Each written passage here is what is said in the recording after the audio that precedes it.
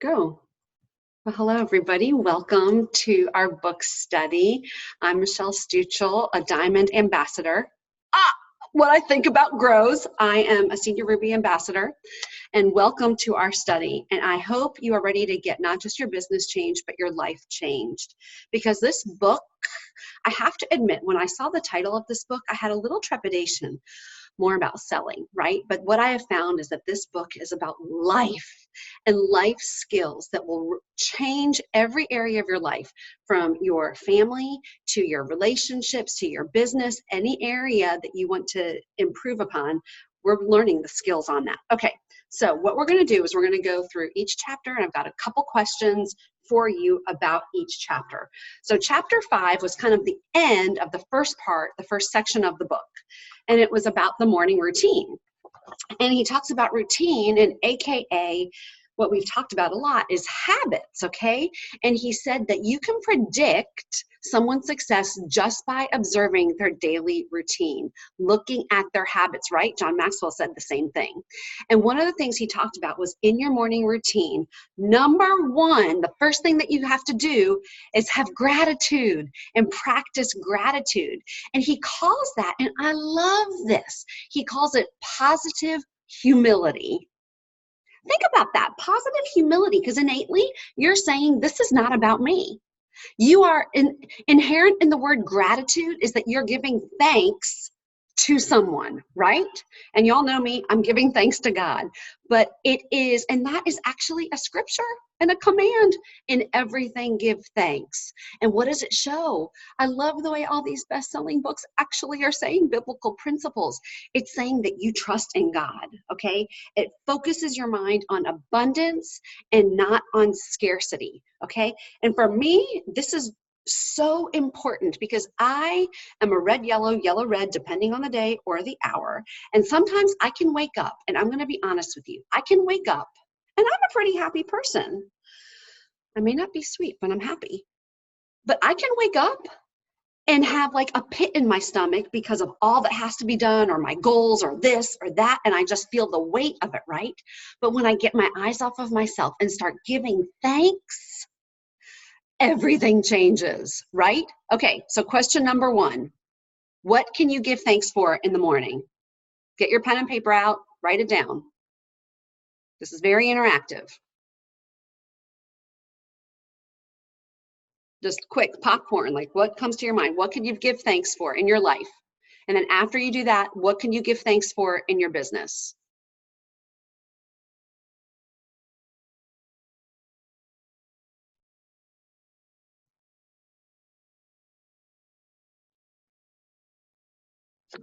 Michelle, can you repeat those, please? I wasn't ready. Sure. Okay. What can you give thanks for in your life? And what can you give thanks for in your business? And he makes this point, like he's very into energy and your vibes, and whatever vibes you give off will cause that same feeling, that same essence to come back on you. And it says that gratitude helps that energy with your feelings. And he makes the point that nothing new can come to you without first being thankful for what you have. The Bible says it like this: be faithful with what you have, and then God will give you more. Okay? So what can you be thankful for in your life, and what can you be thankful for in your business? It will change your attitude getting up. Number two, he says positive reading. Fill your mind with good. Guess what? That's scripture too. Think about all that is good, noble, pure, and holy. When you get up, what do you do first? Now, I have to admit, I go back and forth on this. Sometimes I get up and exercise because I'm really not awake yet to read anything and ingest what's good. Figure out what works for you. But at some point, get truth and positivity in your head. Now, I may step on some toes here, but if you get up and put on the news and listen to all the crap, the shootings, the impeachment, you're listening to music that talks about you suck, come sleep with me, you're drunk, blah, blah, blah, that's not positive.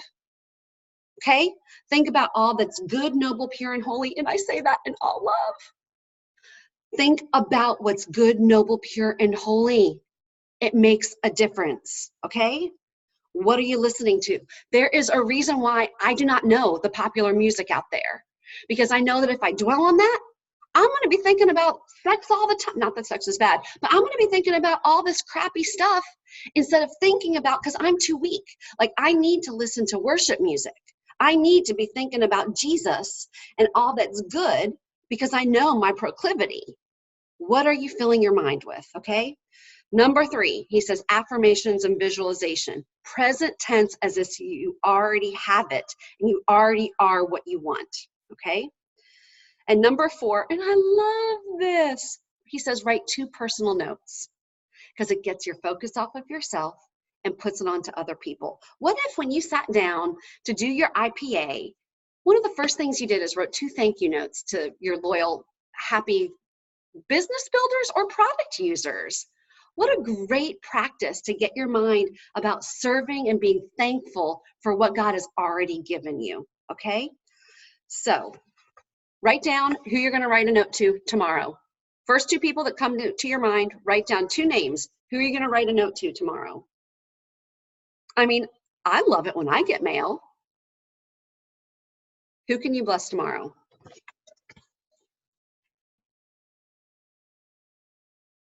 Okay, 2 names came to your mind. Chapter 6. You'll have a white hanky. What you focus on expands. He talks about the reticular formation at the base of your brain. He says that part of your brain is actually like your Google search engine. I love that. It's your processing unit. You put in what you're looking for and it will find it. For those of you that were at Leaders Retreat and we were in that room with Genevieve, she said your brain looks for evidence for what it believes, right? If you believe that people have what you want, people want what you have, they will come to you. If you believe that people want to hear what you have to say, you will be more confident to speak. If you believe that you have something to give, you will care for other people and ask them questions, right? So there's 2 things that happens here. It's what you want. There's 2 pathways, what you want, value, and love, and what you don't value, you fear, and what threatens you, okay? And he gives the example about the car, which is so funny to me because on all my welcome calls, I use this with new prospects. Okay, if I'm doing a welcome call for like my level 1 and my level 2, and they're not really interested in the business or whatever, I say in the course of the conversation, I'll say, well, you know what's gonna happen? You know when you buy a white car and all you see on the road is white cars? What's probably going to happen to you is you're going to start noticing all these people around you that have high blood pressure, thyroid issues, hormonal issues. You know, they're sick all the time. They're tired. They're complaining about all the medicine they have to take. And it's just what happens. People are going to start coming to your mind and you have an answer for what, something that could help them. Like, wow, that's true. I'm excited about that. And it primes them for what you want them to think. And they will start looking for that, okay? Think about this. Think about Brittany Howard, okay? She has programmed herself to look for leaders and to look for diamonds. And so that is what she's looking for, and that's what she finds. If what you are looking for is product users, guess what you're going to find? A bunch of product users. Guess what Christina's looking for? Business builders. She's got 87,000 business builders now. I made a shift a few months ago and I started affirming. I look and attract influential leaders. Guess what? I cannot even keep myself straight, which is why I'm all jazzed up right now with the influential business leaders. One is a finance degree and an MBA that I'm talking to. Okay? What are you looking for? What are you believing for? And whatever you focus on expands. He says this, he makes the difference between a winner and a victim. A victim will let those negative thoughts stop them. The winners immediately arrest those thoughts and replace them with positive thoughts. Okay? Victims stay in the negative path. But here's the key. You are the one with the power. The winners shift, or I like to call it like this, the victorious overcomers. They shift from what they fear to what they want. They shift from what threatens them to what they value, okay? And he gives the example about he started to focus. Remember, he was in all that debt, and he started to focus that he was free of debt, free of debt, free of debt, and that he had abundance. Okay, he eventually got there, but here's the key, people. It did not happen overnight. So for those of you skeptics out there, they're saying, I tried all that stuff and it didn't work. Maybe you just didn't try it long enough, like the product users that you complain about that give up on their products.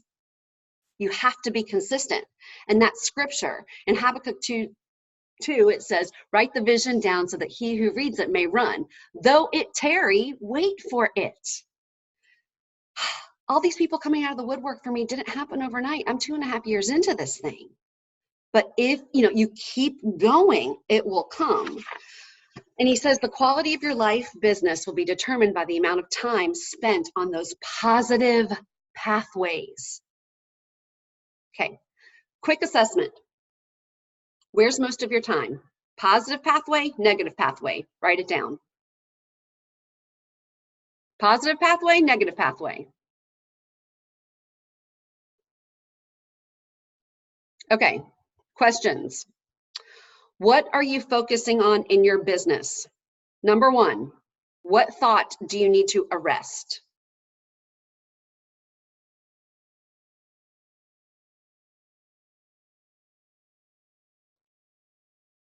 Number two, what do you need to replace it with? I told you we were going to work. We're getting down and dirty. And I'll put these in the comments when I post the call too.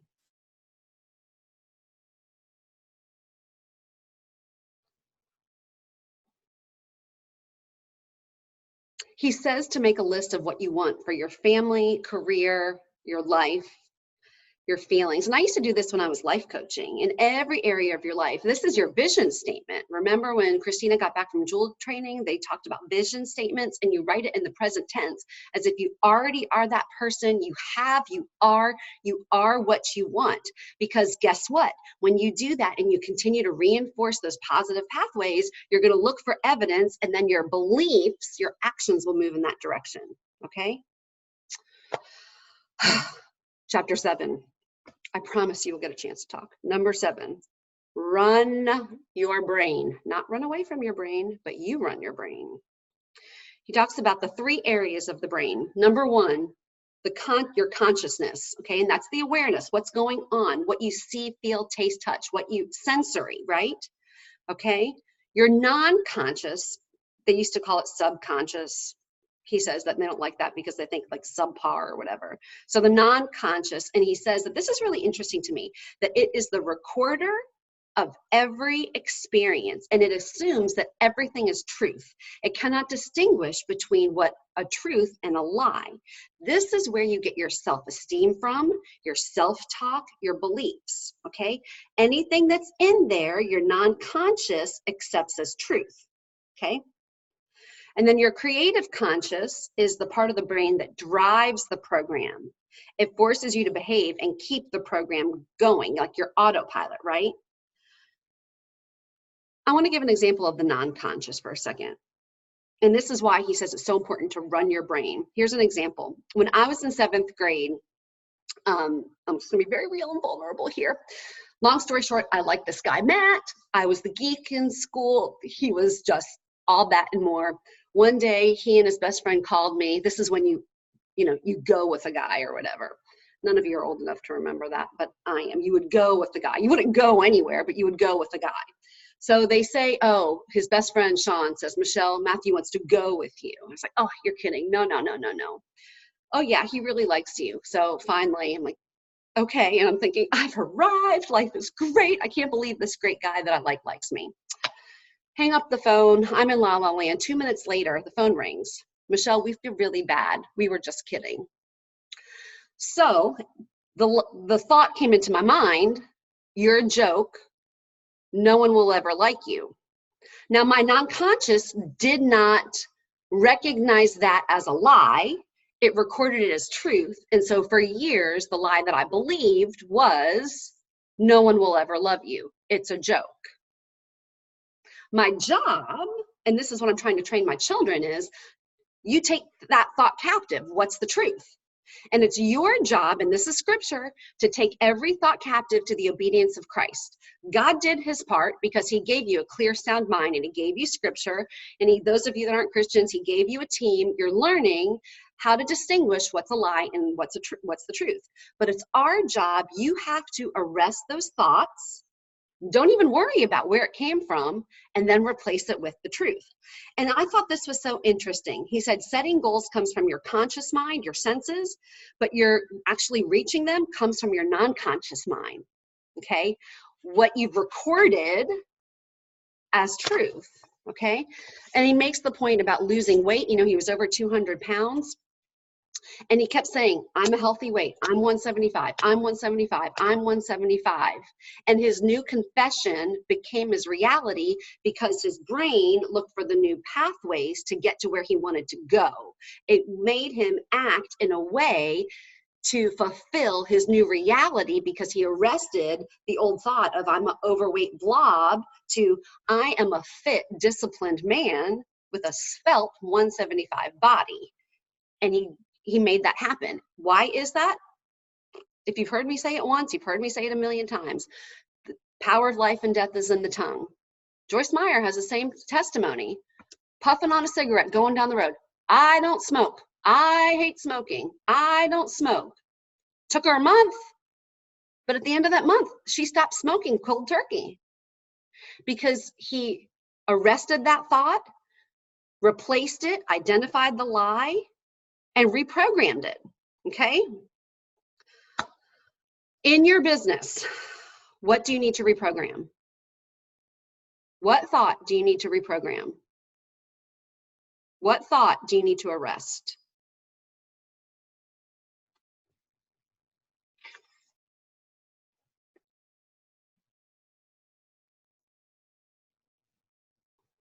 Your upline cannot do it for you. What do you need to arrest and change?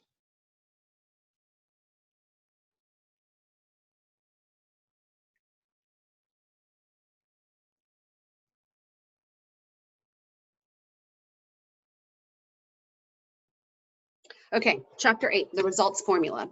He says that we have 50,000, on average, 50,000 thoughts a day. Most of them come from the non-conscious program. And if you think about something long enough, it becomes your worldview, okay? And he says that our actions, which is true, our actions are always based on our beliefs, okay, right? And your actions determine your results, just like we've said in all of our other book studies, that your habits will determine your destiny, okay? Huge. He says, you are the captain of this ship. You have the responsibility. Totally agree. God has a part, you have a part. Your job is to take every thought captive and to act and to choose, right? Truth bomb. I started making this on word swag today and I just haven't got back to it. The quality of your life is determined by the quality of your thinking. The quality of your life is determined by the quality of your thinking. When you think positive thoughts and feeling, and you feel them, not just, I'm happy, you actually feel them, good things will happen to you because you will reap what you sow. Okay, question. Do you recognize, be honest with yourself, that you are in control of your own thoughts? Joyce Meyer says it like this. She says, it was like a newsflash. No one ever told me that I had a choice about what I thought. She said, one morning I woke up and I thought, I'm depressed. And then a couple minutes later, I thought, wait a second. Who told me I was depressed? I'm not depressed. That's a lie. I'm happy. We have control over our thoughts. Do you recognize that you have control over your thoughts and that you have the responsibility? Number 2, on a scale from 1 to 10, 10 is your mind is in the pit of hell. Number 10 is your thoughts are God's thoughts. His ways are your ways. Where are your thoughts? Where are you on that spectrum?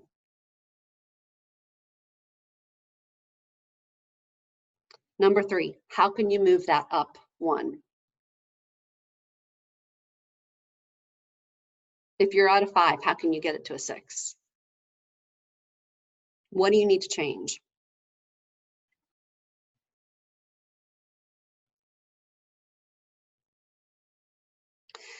he says this next, for those things, because you have got control over your thoughts, right? But he says, for the things that you cannot control, you can control your response. You are responsibility. In the first points, we're responsible, right? And now we're responsibility. I forget what happened this morning. Something happened this morning that did not go according to my plan. And out loud, we're getting ready. The kids are getting ready for school, and I'm walking around the house. I choose my response. I can choose my response. I'm choosing to respond positively. People, sometimes you just got to talk yourself into, responding positively. And this is what he says separates winners from victims. When something happens that you can't control, are you going to let that devastate you? Or are you going to let it fuel you? I don't think he used the word fuel, but will you keep going? What happens when you look in your back office and someone's turned off their sub? Ooh, this one's going to hurt because it hurt me. What happens when you pull up your perks points and 10 people lost their perks? What happens when the person that you said was going to join didn't join you? Do you have a victim tape running through your head, or do you just keep going? Are you a victim, or are you overcomer victorious? Okay, get your pens out. Write this down. Recruiting. Do you have a victim mentality, or are you a victorious overcomer in the skill of recruiting?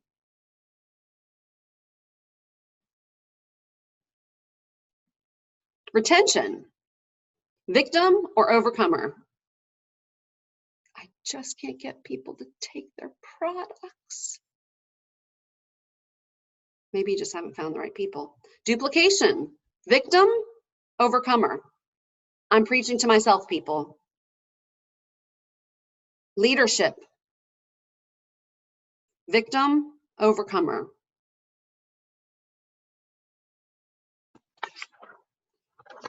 Mindset. Victim or overcomer.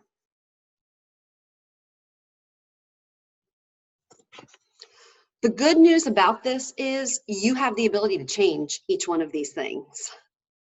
And the first step is recognizing it. You recognize what needs to change, because you can't change something that you don't recognize, right? If I can't take it out unless I see it. So, preaching to myself, I had a lot more notes, but it's 9:25 and I haven't let anybody talk. That's what I have. What are your thoughts? Please unmute yourself. My thoughts are that I'm an overcomer. You are. That is my thoughts. And everybody on this call is an overcomer. And we don't have any room for victimhood over here. That's right. None. I heard a story, and it's 100% exactly what you just said, like overcomer or victim. And it was this little boy, and his sister had a terminal illness. I don't know what the sister had. And they needed blood. They didn't have any blood in the hospital. The only person that they knew that was her blood type was her brother. And so they went and talked to the little boy, and they're like, hey, we need you to give your sister some blood. Like, she's not going to make it if you don't, whatever. And so he takes a few minutes and he thinks about it, and he prays about it. And then he goes over and he tells the doctor, yes, he'll do it. And he kisses his mom and dad goodbye. And the doctor's like, buddy, that's not goodbye. Y'all, the little boy thought he was giving her all of his blood, but he had an overcomer mindset. He did not have a victim mindset. He thought, we're going to overcome this. I'm going to lay my life, like no victim, like nothing, no woe is me. He went to tell his mom and dad, bye y'all, for real. So overcomer, like you just find the solution. The problem was there. Sister needed blood. Solution was me. Now we don't have to give our blood to nobody, y'all. But I'm just saying, like, overcomer. Don't cry, Brittany. Keep it together. I was about to. That is the saddest thing I've ever heard in my life. Well, nobody died. It's fine. I gave her blood. But that is so sweet. Oh my gosh, children. I love them. Okay, I didn't want to share this with you guys. And also, Michelle, you did a fantastic job. Those questions were deep and very thought-provoking. So I hope you guys will take some time to reflect on those tonight. I definitely will. But he was talking, I read these chapters before I went to the gym this morning, and about like what you focus on expands, about the guy who basically kept saying, it feels great to weigh 175 pounds. So anyways, I went to the gym and I killed that workout. Like, I really did. And I knew I was really pushing myself harder than I normally would, but everybody around me was like complaining. And in my mind, I was going, I'm going to be chiseled at convention. Watch me. When I go to convention, I'm going to be chiseled. And that is what I was telling myself over and over and over. It was getting harder and harder. And I just kept saying, now it's time to work because I'm going to be chiseled at convention. I'm not going fat. Not that I'm fat, but the 10 pounds that just drives me nuts. Like, it really takes precision nutrition and exercise to get it off. Like, I can't just like eat what I want, and I have to work really hard to get off. So I just was telling myself that. And then when I got done, like, I knew I had worked hard, but then when I got in my car, I looked at they always email you the report, like your stats or whatever, because there's this little armband you wear that measures your heart rate and stuff. And it really was my record workout ever in my whole life. And so it was just because of what I was telling myself. And so then I started saying, I'm going to convention as a diamond, y'all. I'm going to convention as a diamond. And I was scared to say it. So I called Fallon and I'm like, why can I say I'm going to convention chiseled, but it's hard for me to say I'm going to convention as a diamond? And she's like, you need to start saying it. I don't know why I was so scared to say it, but I'm going to convention as a diamond. I'm just putting that out there. I'm going as a diamond. Mm-hmm. No more fear. Mm-hmm. And I didn't realize I had fear, like, so much from that. We all have fear. But the little exercise in the book where he says, okay, write down your income goal for the year and then double it. Like, write it down. And when I looked at the number, and then he said, did you hear a little voice? What did it say? Did it argue with you? Did it say, no way, not going to happen? You're kidding. You don't want to work that hard. I'm like, that's exactly what it said. How did he know? So I was like, okay, I'm changing this right now. Going to convention as a diamond. Now I have to go do it. And you will. And we're all doing our part.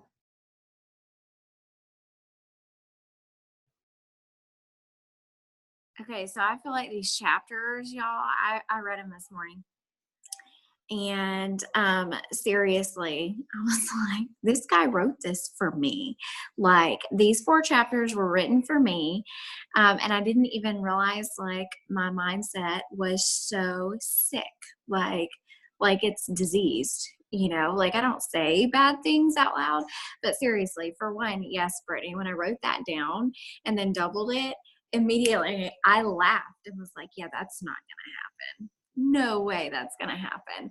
And then when I kept reading, I was like, oh my gosh, he is right. I have a horrible mindset, just like, because we're so used to, I don't know, trusting that we can do something that we set out to do, and you're right. I think a big part of that is fear, because if we say it out loud, then other people know what we want, and then we have to go do it.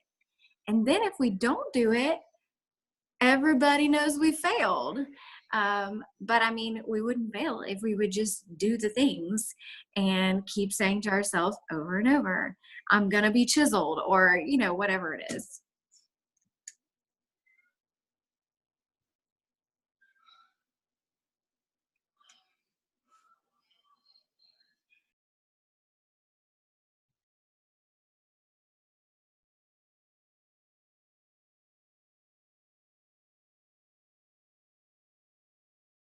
So I had a hard time like not reading the whole book in like one setting. I was like, just keep going. Wait, I'm not going to remember what I need for Bible study if I keep going. And so it was interesting. I actually ended up reading it right after those 4 chapters, right after the last book study.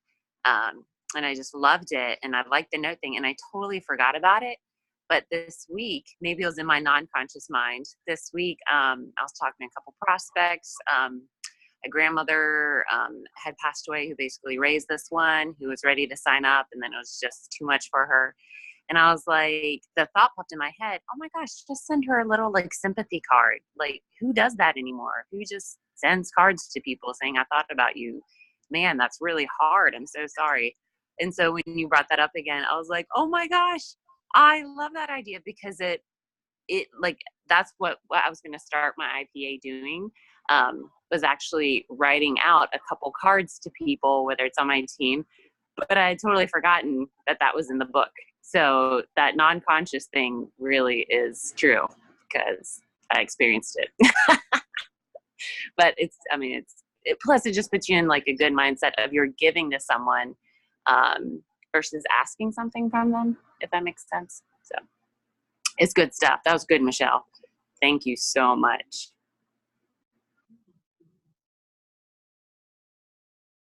Michelle, you asked what we were grateful for in our business. And I think one thing that we have to be grateful for, and if you don't have this yet, you will, is just be grateful that you're not doing this by yourself. That was my biggest fear when I started. Like, no one ever is going to do this with me. I'm not going to have any friends. I didn't know any of these people. Like Michelle, and none of them didn't know a soul. And I was like, nobody's ever going to do this. Brittany is just, she's just crazy. Like, this is not going to work.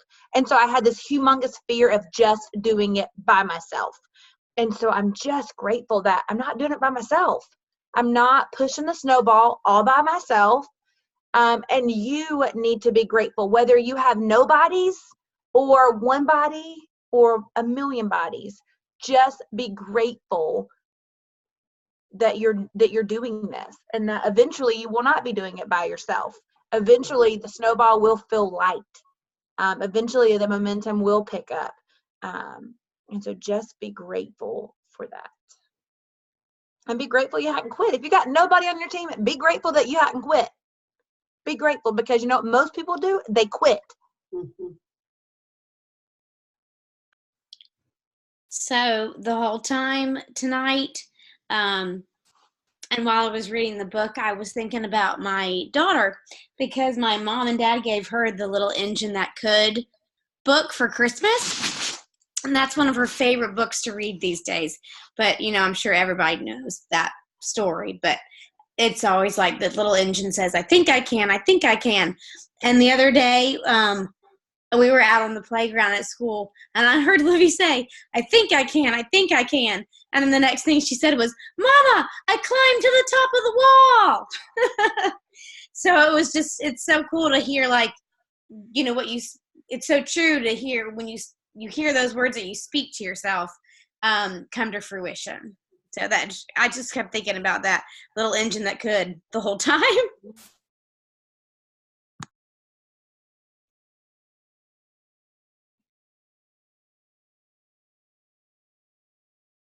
Well, I want to just touch base on what Christina said, because Michelle, when she asked the question about what are you thankful for your business, I am thankful for all the positive, strong women on our team and who I have met, and from the team members who have trusted me with their health and happiness. To me, that's just super important. I love that, Stephanie. Yeah.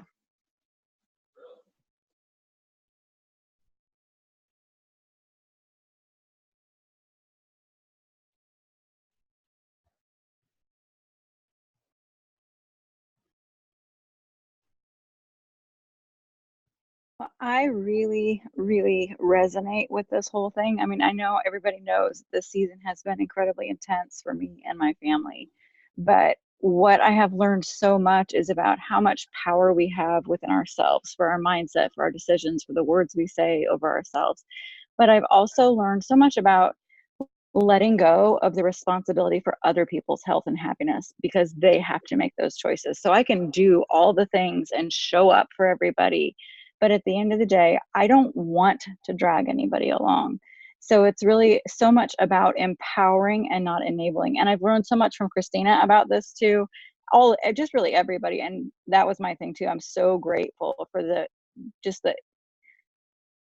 amazing, amazing women that we have here. People don't have community like this. I don't care where you are and what you're doing. You don't have community like this. And that is such a huge, incredible blessing, because things are going to get hard. And it's that grit of like, I'm not quitting. It doesn't have to look like I want it to look today, because I am Diamond. Whether that is reflected by my paycheck or not, I am. So however I have to get there, I'm going to keep showing up every single day. And the bottom can fall out of my life over and over and over, as it's been proven to do so. And I'm still going to keep showing up, because that's what I'm doing. There is no end to this journey. It's a constant progression. And I think just embracing that and stepping into it and knowing we're doing this together. We're all here to do this together. We're not alone, and we are going somewhere. So speaking that out loud and moving into it is so, so important. I love this book. I love all of our books, but I really love this book too.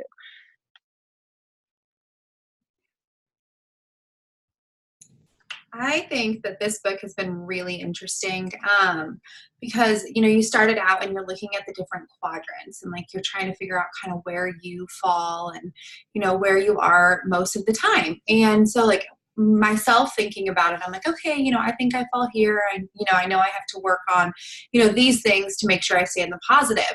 But then you start reading like these chapters and you're like, man, I am so hard on myself. And it's like, okay, I got to like step back and figure out, you know, how to speak life into my day.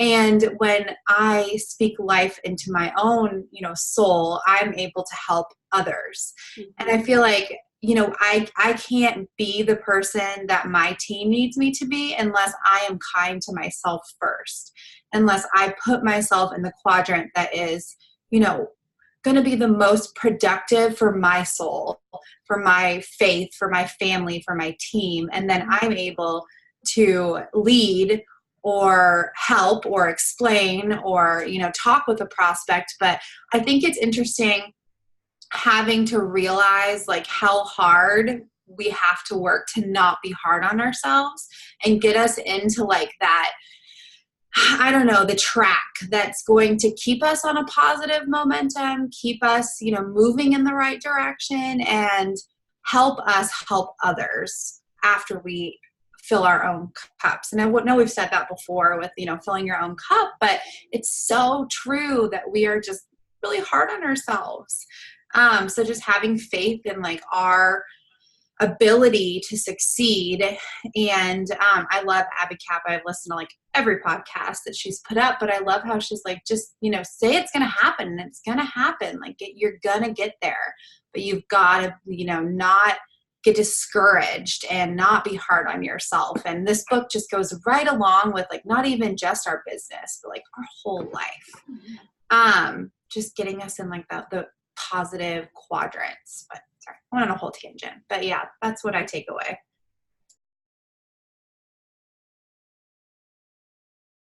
Well, and I think the gratitude part of this is just, it's just really, really powerful in what we do. And as visible, you know, as we all are to each other, it's really easy to fall into comparison mode, you know? I mean, it's so easy. And here's the thing. We may be looking at each other, you know, I may look at Brittany or Christina or Michelle or whoever, and just, I see all the rainbows and sunshine, you know, and that's what we see. That's what we put out. You know, we put out the good stuff. Nobody wants to talk about the bad stuff. And so we can fall into this comparison thing. And sometimes that can send us down, you know, this dark little hole of, you know, well, how come my team's not doing that? Or I'm not in momentum, or why am I not signing business builders? Whatever it is, you know, we can fall down this trap. And the way to bring ourselves up out of that is with the gratitude, you know, and with speaking things out loud in our businesses that we are grateful for, you know. And I mean, I did this today because something was going in my mind. I was like, I'm not going there. I'm not going there. Here's what's happening in my business, and here is what I am grateful for. Now, my business is not where I want it to be. I'll just tell y'all, it's not. But I have things that are going good, and I'm going to be grateful for them, and I'm going to speak them out loud because there's a lot of power in that. And one of the things that I spoke today when I was saying this grateful stuff is that I was on the beach and I was reading my book and I was just saying, I'm so grateful for our team and for these book studies and all this personal growth, because when I get to where I want to be, when I have, leaders that are coming in, I'm going to be prepared because I put in the work, and I know that I'll be ready. I don't know that we're ever really ready, but I know that I will be equipped to handle what is coming. And that was just one thing that I spoke out today that I was very grateful for.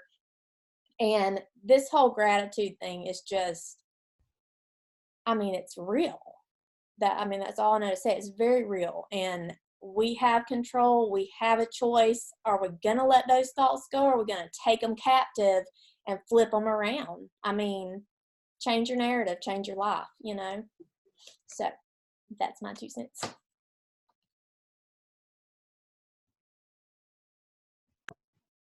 Y'all, there's a lot to be grateful for. I read a book today. 95% of us, listen to me, and Michelle, I swear I'm done talking for this.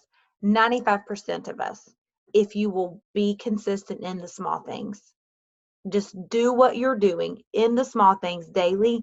In 10 years, some of you much sooner, but in 10 years, 95% of you will be a diamond. That's a network marketing wide, across the board. So this whole, it's easy to be grateful, but what if it doesn't work out? It's almost 100% guaranteed. If you'll just do the things, it will work out. And lo and behold, what if you just ended up at Sapphire? 10 years, I could have worked 30 and never made more than $60,000 a year. 30, and we were willing to. All of you picked a career and said, I'm willing to give my entire life for this. And I'm telling you, it is almost 100% proven. 100% proven. Those other people that didn't make it probably died at like 9 years and 363 days. Just be consistent in the small things and take any measure of quit out of your brain. And then all this that you're practicing for, all the gratitude, all the hard work, if not comparison, all of that, it will be worth it. And you know what happens between here and Diamond? A lot of really fun things. A lot of really fun things.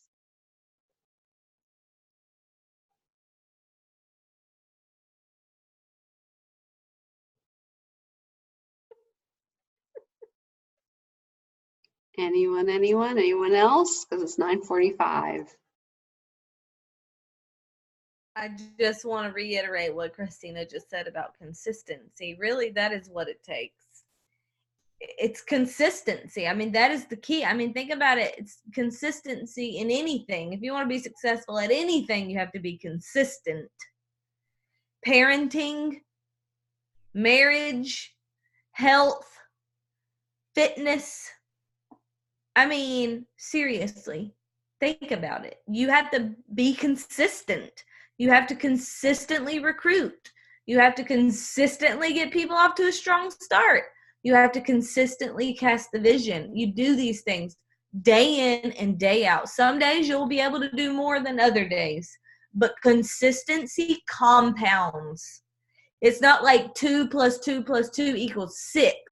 It'll be like 2 + 2 + 2 = 100,000 eventually. It compounds. It's like compound interest. So just be consistent. Be faithful in the little things is what the Bible calls it. Be faithful in the little things.